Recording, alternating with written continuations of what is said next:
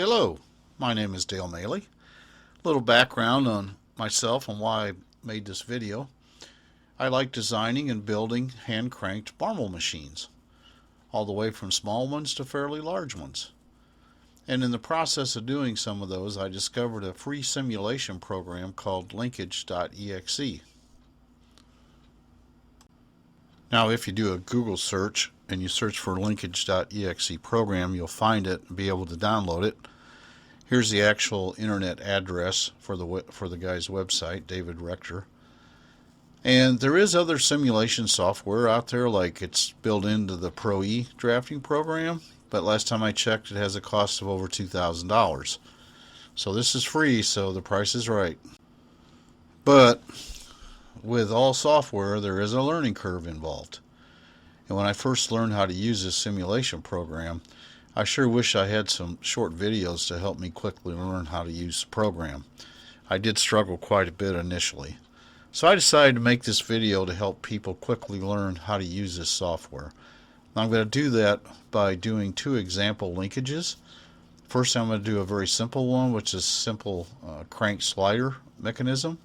Then I'll do a more complex 4-bar linkage. And I'll go step by step so you can see how I did it. I'll also explain a few tricks that I found using the software. Now, there are at least two different ways to use the simulation software. One of those would be to start out and design your mechanism in the simulation software Linkage.Exe.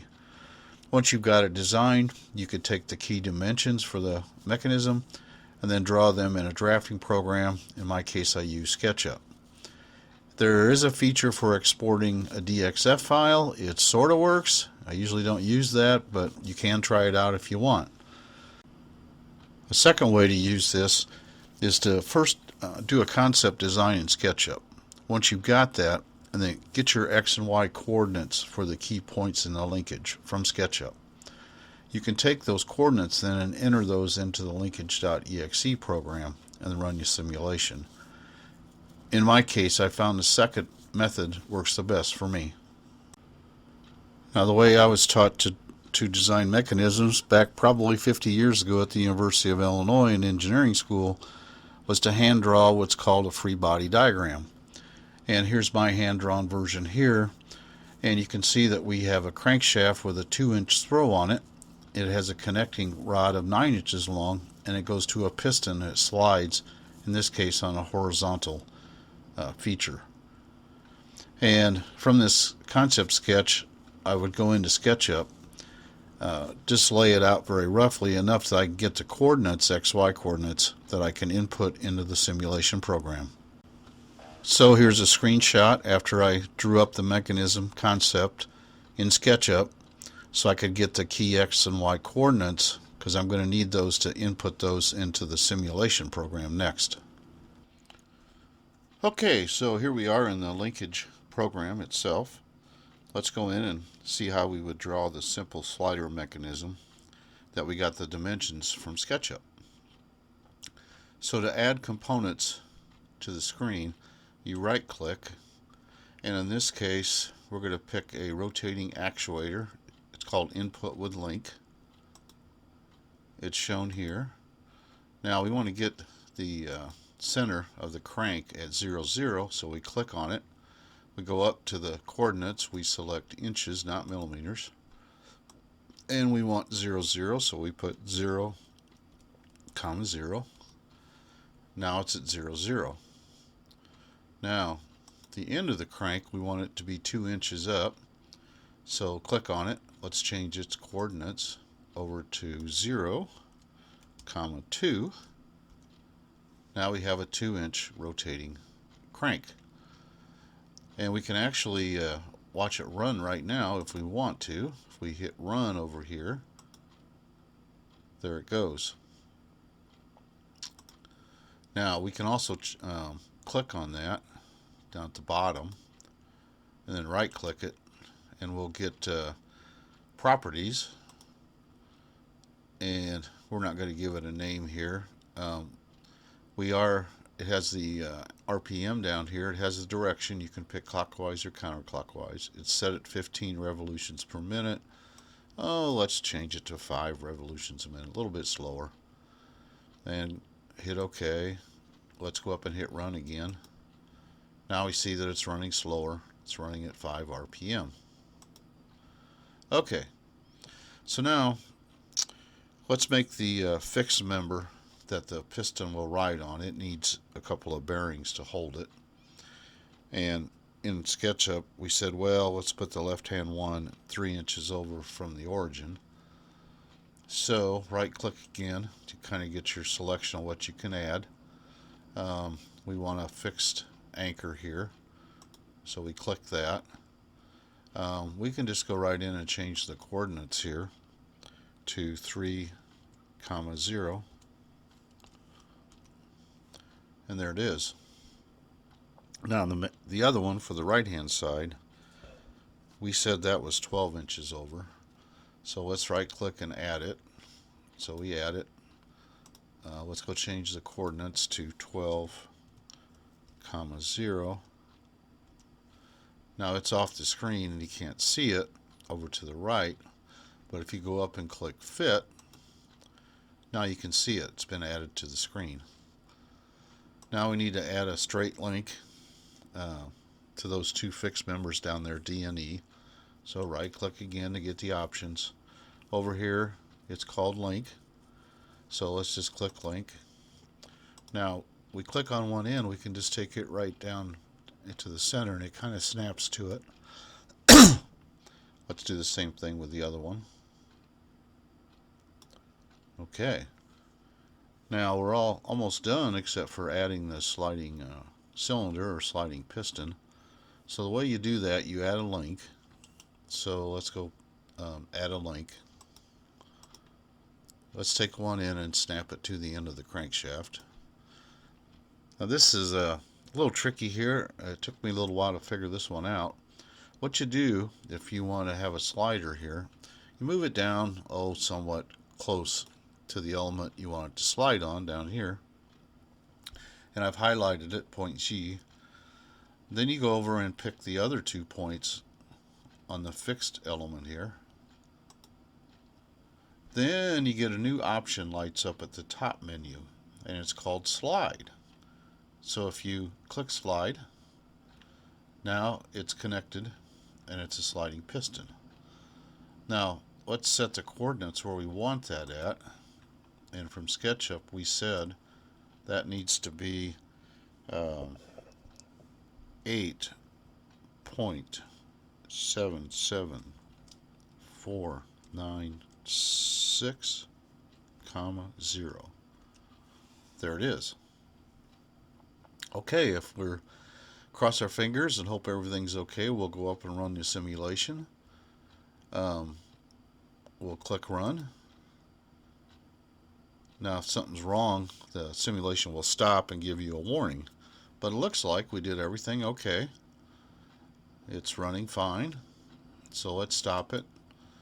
Now one nice option I like, you can click on the end of the crankshaft, point C, right click it, go to properties, and up here's an option called draw motion path. We're going to click that and set it on. It was off. And we're going to hit fit again. Okay.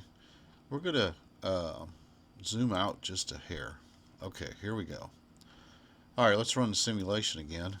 Here it goes. Now you see the motion at the end of the crankshaft is actually traced on the screen. And that can be handy if you want to know what the motion path is. So here it is. It didn't take very long to construct it. You can play around and change the dimensions. You could actually just change them here or get new coordinates from SketchUp, whichever way you like. Now what if we want to know how far our piston's traveling? Well, there is an option for that. In this case, there's a measurement tool in the system. In this case, it's the piston's going to go over to the right some, and then it's going to go over to the left. We don't know where that is exactly. I don't think if we go try to do the motion of that through properties, it won't let you do that because it's going to be a straight line right on top of the fixed element. So what you can do is right click, and down here is a feature called Insert Measurement. Okay, so we're just going to kind of guess, and we're going to say stops here.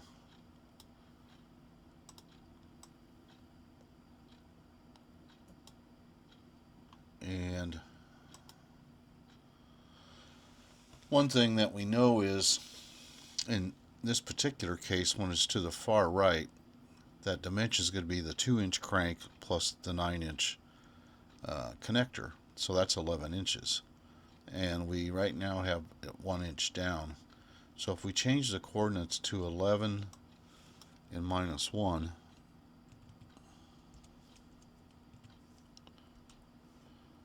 that's going to be the travel on that end.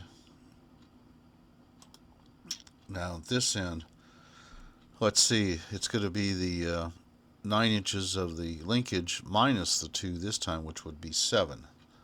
So it's going to be 7 minus 1. Let's change the coordinates.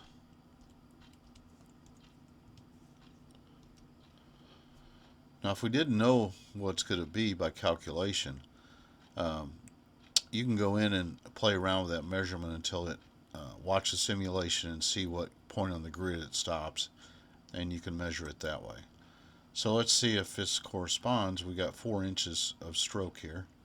Let's run the simulation. Yep, comes over to the right hand side of the measurement. Now it's going to come over to the left hand side. There we go. So fairly easy and quick, as long as you know that trick about how to make the slider. It's pretty fast to make this, and you can run the simulation. Now for our second example, we're going to do a 4-bar linkage that has a sliding piston. So here's my hand-drawn simple concept sketch. On the bottom right hand corner over there, you see we have a crankshaft with a 2.75 inch throw. It's connected to a 6-inch link, and then the top rocking beam up there, half of it is 11 inches long, so the total length is 22 inches. Has another connecting link on the left, which in turn runs a piston up and down on the fixed member. Next, I went into SketchUp and just roughly laid out what the concept mechanism would look like, so I could get all the key X and Y coordinates, so I could enter those into the simulation program. Next. Okay, so let's do a little more complex example of how to simulate a linkage in this linkage program.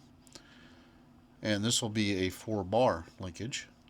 So let's start out with a rotating crankshaft. Right click. We'll pick what's called an input with a link. Now we want everything to go from 0, 0. We're going to change millimeters to inches. We're going to put in 0, 0 for the coordinates. And then we know that we want the crankshaft arm length to be 2.75. So we'll put in 0, 2.75 for the coordinate. There it is. Then on the rocking beam itself, the top element, it's 11 inches halfway on that. So let's add a link for that.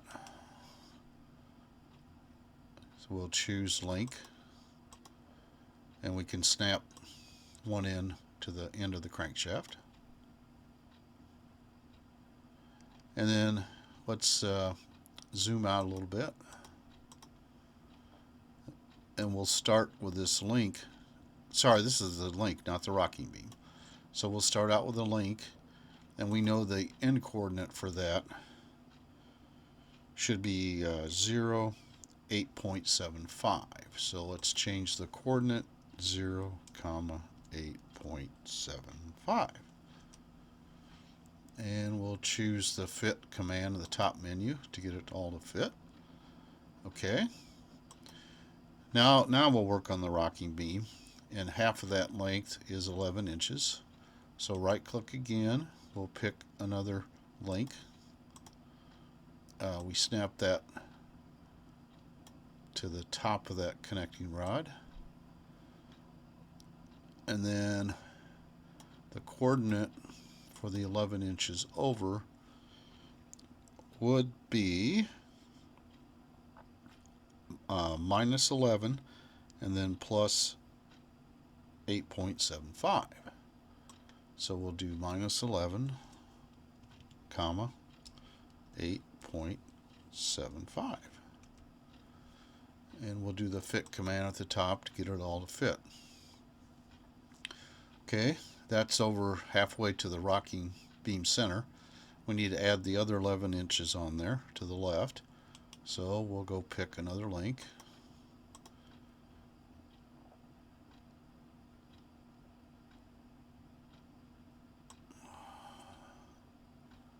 Snap it to there,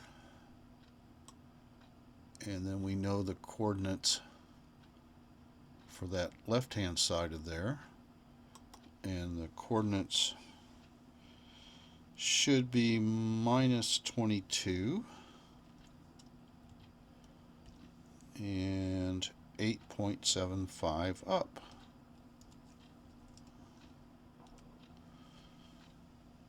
And we'll do the fit command. And then it's the center of that beam is here at point E, and we need to attach that to the ground. So we'll find what's called an anchor, and we'll snap it over to that point, and we'll zoom out a little bit.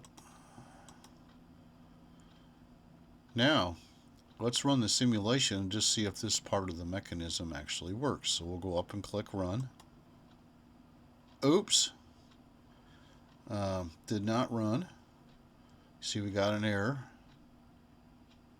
Oh, I think I know why. I think the reason is the end of this is not restrained. So we need to combine the two sides of that top rocking beam. So let's click on the left hand, hold down the control key, click on the right. Now we selected both of them. And up at the top you get a new option pops up. We'll call that, it's called combine. Okay, now they're combined. So let's try to run it now.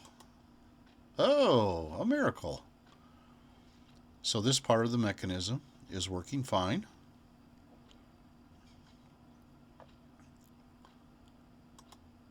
Okay, now we need the link that goes to the piston.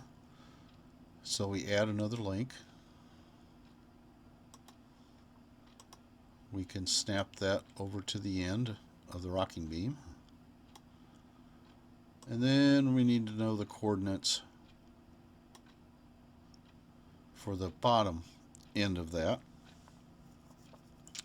And from SketchUp we know the coordinate should be, hold on a second, minus 24 and 3.093615. Okay.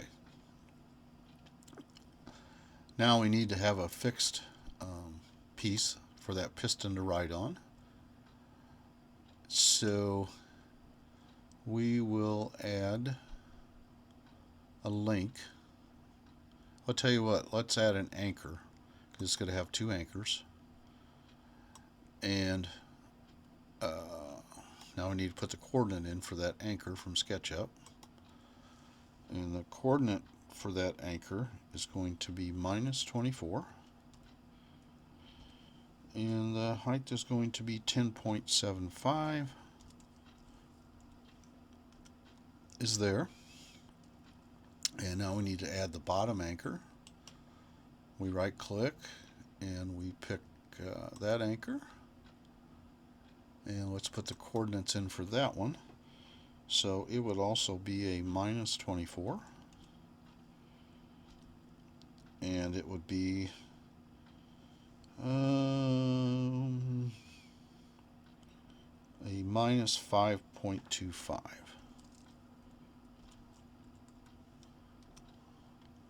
Okay.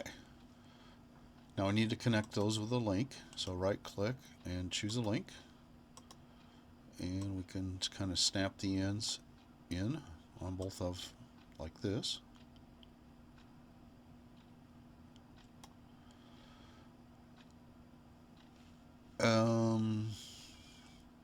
Let's try and use a slide deal. So we'll pick this one and this one and this one.